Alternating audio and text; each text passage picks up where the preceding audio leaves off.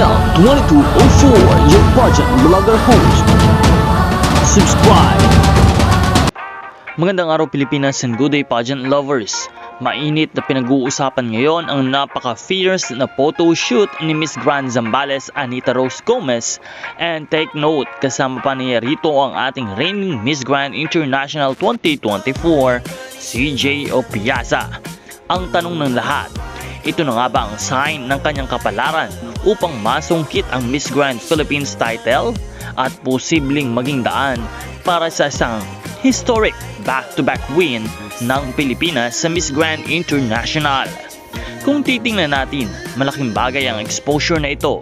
Hindi basta-basta ang makakasama ang reigning queens sa isang photoshoot. Kaya marami ang naniniwala na isa itong silent hint mula sa organization na isa si Anita sa mga dapat bantayan. Fierce, strong at may undeniable stage presence. Lahat ng qualities na hinahanap ng Miss Grand. Pero syempre, nasa kanya pa rin kung paano niya gagamitin ang momentum na ito upang sa mga upcoming events, challenges at syempre sa Coronation Night. Kaya abangan natin kung tuluyan na nga ba niyang ipapakita na siya ang susunod na reyna ng Miss Grand.